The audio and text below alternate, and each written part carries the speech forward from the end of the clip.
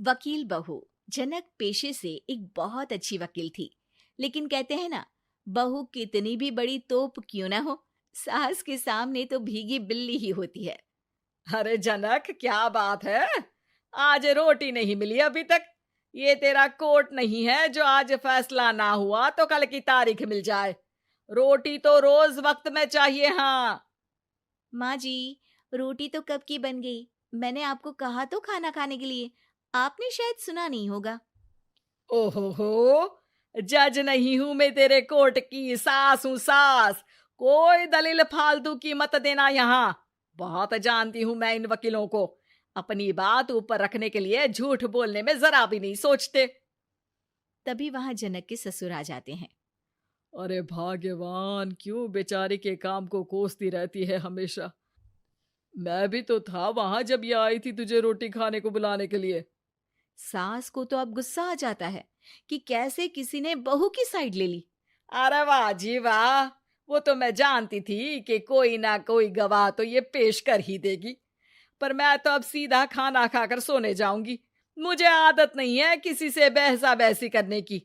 पता नहीं कैसे ये वकील इतना दिमाग लगाकर खुद तो झूठ बोलते ही हैं, साथ में झूठे गवाह भी ले आते हैं। जनक को सास के ताने सुनने की अब आदत सी पड़ जाती है। एक दिन जनक वकील की ड्रेस पर काला कोट पहनकर कोर्ट के लिए निकल ही रही होती है कि अरे कहाँ चली काला कौवा बनकर? टोक दिया ना। अब कोर्ट तो वकील वाली ड्रेस पहनकर ही जाऊंगी ना। वाह भाई वाह, दामिनी तो मैंने भी देखी है।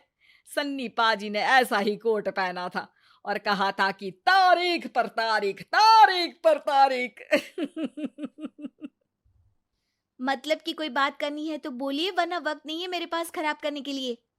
अरे पता नहीं तुझ में क्या देखा मेरे बेटे ने, सारा दिन वकीलों वाली बहस करती है, भोली भाली सास के साथ। अच्छा सुन, जो इतनी बहस मेरे आगे करती है ना, जरा अपने बॉस से कर ले, जो 1 साल भी ना हुए तेरी शादी को और काले कपड़े पहना दिए। अंदर जा और लाल कोट पहन कर आ, पता तो चले कि नई नवेली शादी हुई है। अरे माँ जी, कोर्ट में मेरा बॉस क्या करेगा? ये तो पूरे देश की ड्रेस है वकीलों के लिए। लेकिन सास तो ठहरी सास। अच्छा, तो कोई जरूरत नहीं है 2-4 साल कोर्ट जाने की। शादी थोड़ी पुरानी हो जाए तब इजाजत दे दूंगी मैं तुझे काले कपड़े पहनने की।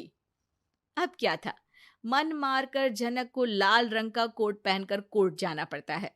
उसके जाने के बाद आहा, बढ़िया, ये पूरे देश की ड्रेस की बात करने वाली। अरे पहना दिया ना लाल कोट। अब सास आए दिन या तो जनक को उसके काम का ताना देती, या फिर उसका काम छुड़वा देने की धमकी। तंग आकर एक दिन जनक पति से कहती है, मैं सोच रही हूँ कि कोर्ट जाना बंद ही कर दूं। अरे क्यों यार, इतना अच्छा करियर है, क्यों छोड़ने की सोच रही हो? अरे लाल रंग का कोट पहनकर जाना पड़ता है। हर बात पर सास ताना देती है कि वकील तेज होते हैं, सवाल जवाब करते हैं, झूठी दलीलें देते हैं। अरे तो ठीक है ना, वो जो कहती है अपनी समझ से कहती है, लेकिन तुमको तो पता है ना कि सच्चाई क्या है। जनक को पति की बात से हौसला मिलता है कि तभी घर पर कुछ लोग आ जाते हैं। अरे आइए पंच साहब, कैसे आना हुआ? अरे भाई साहब, सुना है कि आपकी बहू वकील है। तभी वहां सास आ जाती है। हाँ है तो, लेकिन क्या हुआ? फिर कहीं बहस कराई क्या? अरे हम तो खुद दुखी है उसके व्यवहार से। अरे भाभी जी, आपको तो पूरा मोहल्ला जानता है कि आप कितना बोलती है। फिर हम यहाँ बहू रानी की कोई शिकायत नहीं, बल्कि अपनी परेशानी लेकर आए हैं। ससुर जी खुश हो जाते हैं। हाँ हाँ, मैं अभी बहू को बुलाता हूँ। जनक वहां आती है, सबको नमस्ते करके बैठ जाती है। बहू रानी, हमारे गांव में बड़ी मुसीबत आ गई है। अब तो पूरे गांव की जिम्मेदारी मानो तुम्हारे कंधों पर है। अरे ना ना, इससे तो घर की जिम्मेदारी पूरी नहीं होती, ये गांव की जिम्मेदारी क्या लेगी? भाभी जी, आप चुप हो जाओ।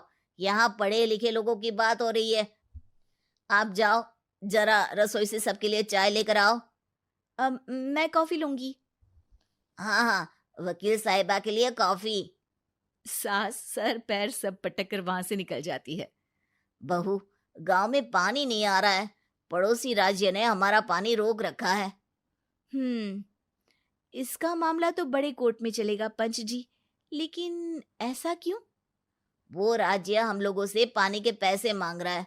अब आधे गांव में पानी की सप्लाई खत्म हो गई है बहुरानी। अच्छा पंच साहब, बात गांव की है तो मैं जरूर केस लड़ूंगी। यहाँ एक बार फिर सास की एंट्री हो जाती है। अरे वाह जी वाह, ये काम करवा लो, आप हमारी बहू से बहुत अच्छा करती है।